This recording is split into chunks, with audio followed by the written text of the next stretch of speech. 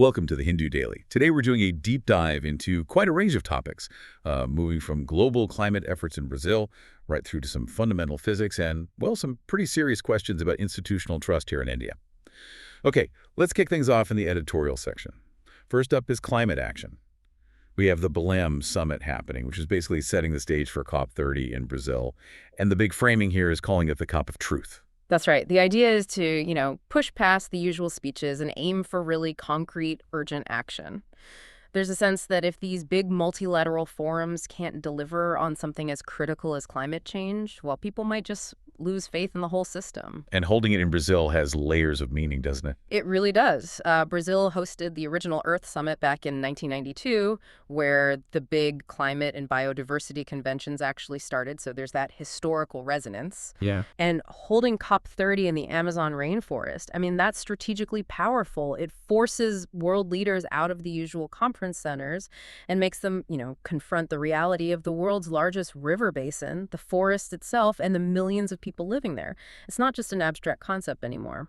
That makes sense. It grounds the discussion. And this links directly to the big sticking point resources, right? The Global South's demands. Exactly. And the framing is crucial here. They're arguing it's about justice, not asking for charity.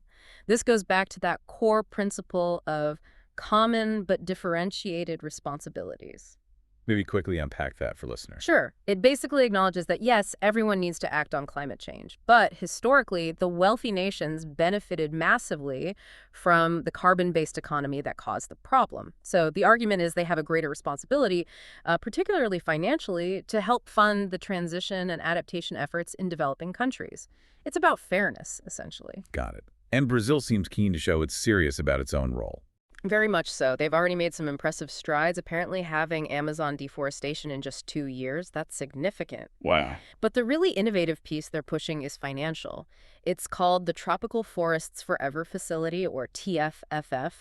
They plan to launch it in Belém. Okay, what's different about it? The key thing is it's structured as an investment fund, not just aid or a donation.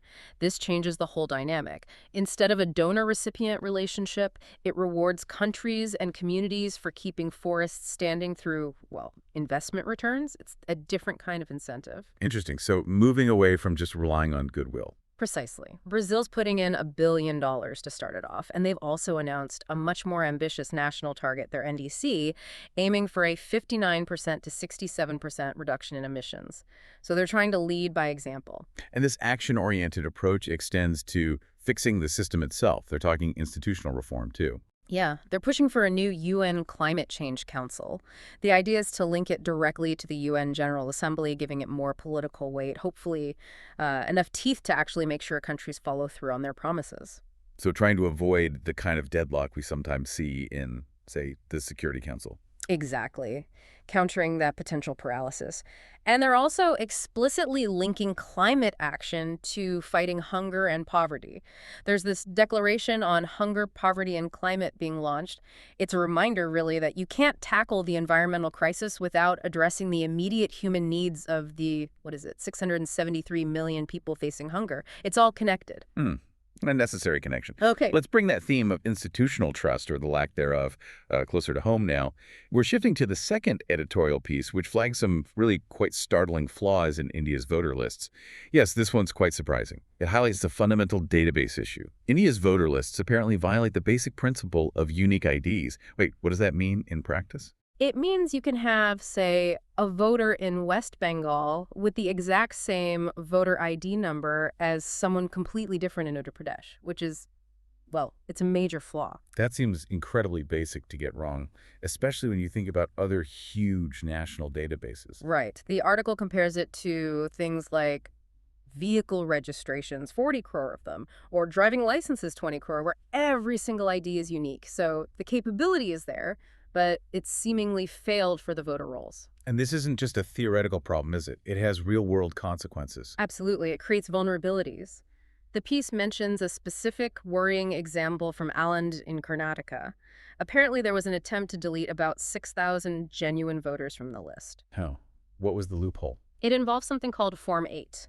Previously, it seems anyone could use this form to change the mobile number registered against a voter's ID. Mhm. Once they did that, they could potentially get the OTP sent to the new number and then request that voter's deletion. Oh, wow. That's concerning. Yeah. And interestingly, just 5 days after this issue was publicly highlighted, the Election Commission quietly changed the rule. Now, it seems you need the Aadhaar-linked mobile number for such changes. The article interprets this quiet change as a sort of implicit admission that the vulnerability was real. So the system needed fixing. What's the proposed solution then? A cleanup. Yes, the call is for a special intensive revision, or SARE-R, to basically purify the lists. But here's where the trust issue comes in again. The argument being made is that there isn't enough public confidence for the ECI to just handle this alone. So not just an internal ECI process. No. The demand is for a joint, constructive exercise. It should involve all political parties transparently at every stage, not just the ECI deciding things from the top down. And where does Aadhaar fit into this cleanup picture? Well, the argument presented is this. Aadhaar itself isn't proof of citizenship and shouldn't be treated as such. That's clear. However, it is potentially the most efficient and cost-effective tool we have right now for mass deduplication. For finding and removing those duplicate entries, fake names, or ghost voters. But getting that linkage done properly is a challenge. It is, and the suggestion isn't to put the burden on individual voters to figure out online forms. Instead, it advocates for a proactive, government-led, door-to-door enrollment drive, something like that big census done in Telangana a while back where they visited every household over a couple of months, that kind of scale. And the urgency is underscored by real electoral examples. Yes, the article points to the Maharashtra Assembly election in October 2024. The opposition had apparently complained beforehand about large numbers of potentially fake voters being added to the rolls. Were their concerns addressed? It seems they were largely ignored. And then the election results showed the ruling alliance getting precisely 75 lakh more votes in that assembly election compared to the Lok Sabha election held just a few months earlier. That's a striking correlation. It is, and it highlights why the final demand is so critical. After any cleanup, publish the final, consolidated voter lists the photo rolls in a machine-readable digital format. Full transparency is seen as the only way to rebuild trust. Transparency is the key. Okay, that connects nicely to our third piece from the opinion section, which looks at the Model Code of Conduct, the MCC. Ah, yes, the MCC. It's essentially a set of voluntary guidelines agreed upon by political parties, mostly enforced since the 1990s.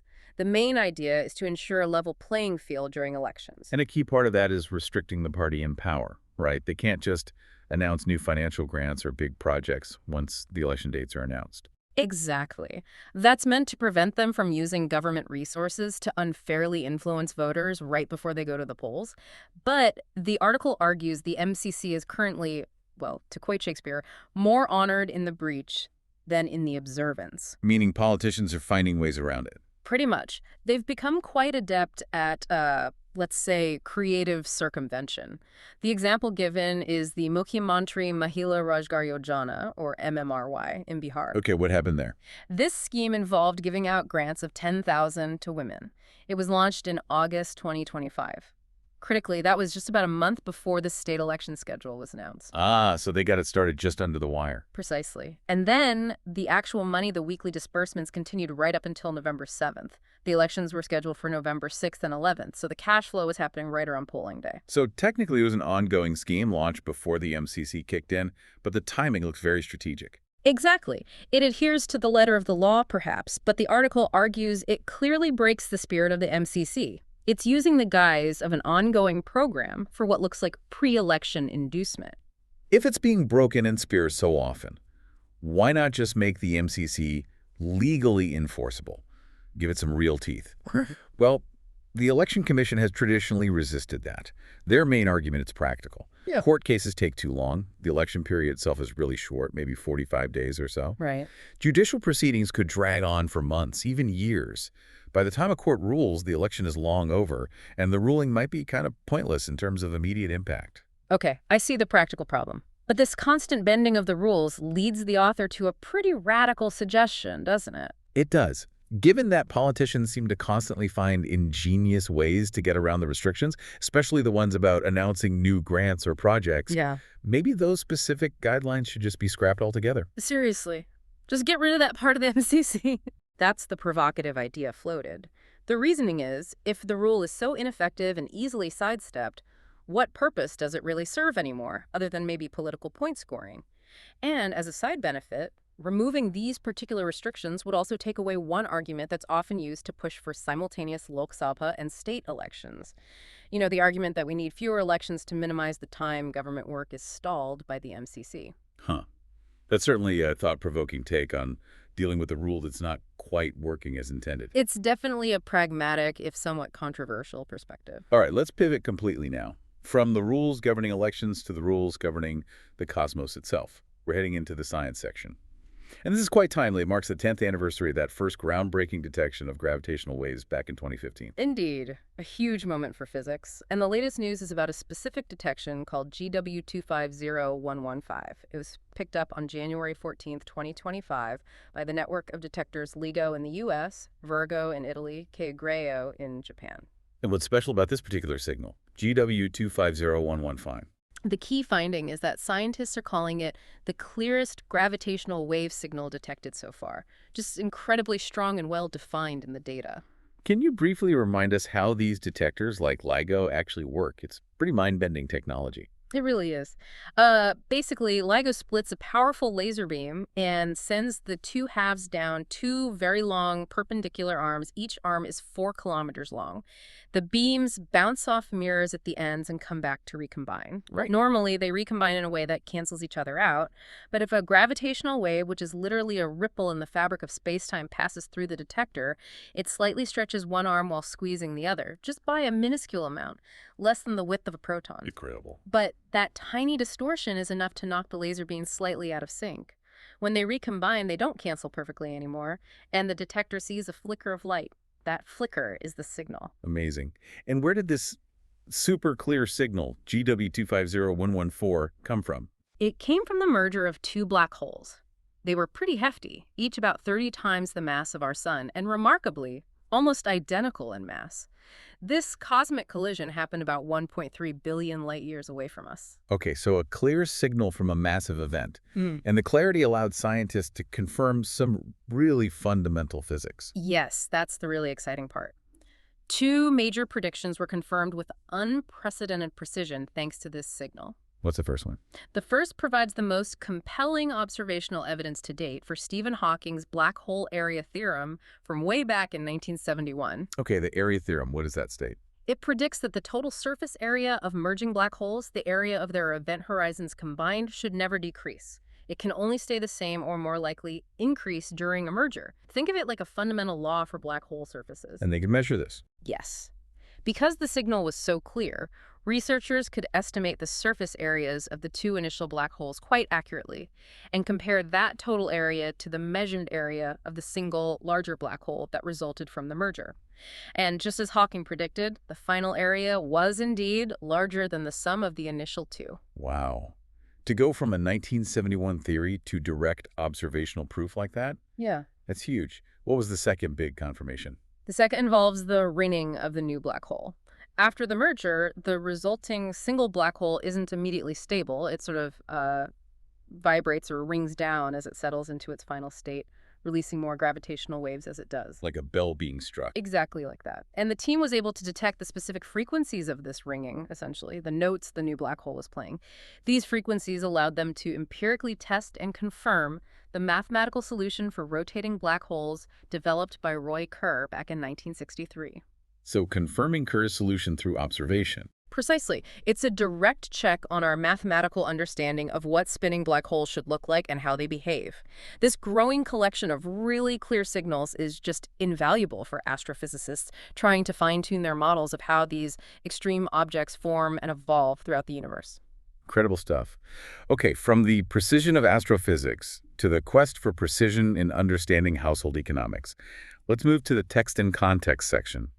The first piece here discusses India's upcoming household income survey for 2026. Yes, and this is being flagged as quite significant because it's aiming to be the first survey of its kind to capture income directly. How does that differ from what we've had before? Well, past large surveys like the Periodic Labor Force Survey, PLFS, or the Household Consumption Expenditure Survey, HCES, often relied on proxies for income primarily. They looked at what people spend, their consumption patterns, to estimate their economic status. This new survey wants to ask about income itself, straight up. And it's going into a lot of detail. An immense amount of detail, apparently. The granularity seems quite unprecedented for a national survey. It's collecting data on social group, religion, occupation, of course, but then it really drills down into income sources. Like what specifically? For people with regular salaries, it's asking not just about the salary, but also about things like performance bonuses, any stock options, even leave encashments. For casual wage earners, it's trying to capture tips and the exact number of days worked. Getting really specific. And for the self-employed, both in agriculture and outside it, it's asking for detailed information like the type of crop grown and its value. Or for non-agricultural businesses, their gross receipts. It's trying to get a really comprehensive picture of profit and earnings. That level of detail must have huge policy implications. Absolutely. The hope is this data will allow for a much better understanding of class dynamics within India. It could also shed light on things like how much of household income is going toward loan repayments, especially now with EMIs being so common.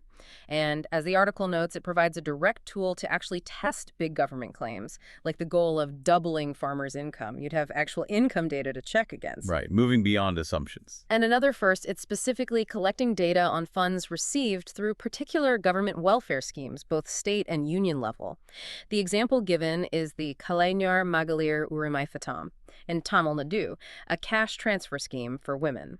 So they want to track the impact of specific programs, too. It sounds incredibly useful, but getting people to reveal that kind of detailed income information must be challenging. That's flagged as the single biggest hurdle: respondent hesitation. Apparently, a pilot test for this survey found that almost everyone, something like 95% of respondents, considered this kind of financial information highly sensitive. I can imagine. Did people refuse to answer? Yes. Many reportedly refused to answer specific questions, especially about income taxes paid. And beyond refusal, there was also the issue of recall people simply finding it difficult to remember exact figures for financial assets they hold or the interest earned on savings over a period. So accuracy could be an issue even if people are willing to answer. Are they thinking about ways to handle this sensitivity? They are.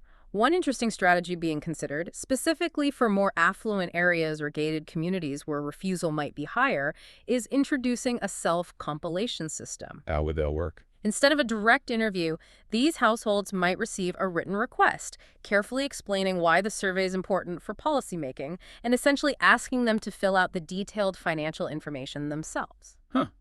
That's quite different from the standard approach. It is, and it contrasts interestingly with the experience in rural areas during the pilot, where respondents apparently sought fewer clarifications and were perhaps more accustomed to survey processes. It just highlights the different approaches needed to gather sensitive data across India's diverse population. Okay, a complex challenge in data gathering. Yeah. Let's wrap up with our final piece, also from Text and Context, which brings us back to institutional integrity, this time focusing on the judiciary and the concept of contempt of court. Yes, this arises from some recent controversy involving remarks made about the Chief Justice in the Supreme Court, which led to calls for contempt proceedings. The core issue is protecting the court's authority. So what exactly is contempt of court legally? Well, the power to punish for contempt is considered inherent to the Supreme Court and the high courts because they are designated as courts of record under the Constitution. That's Articles 129 and 215.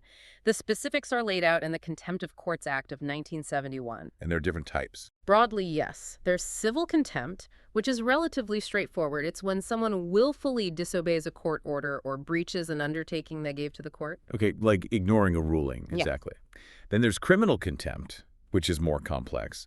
This involves any publication or act that does one of three things. It scandalizes the court, or lowers its authority, or interferes with the actual administration of justice. That phrase, scandalizes the court, sounds quite broad.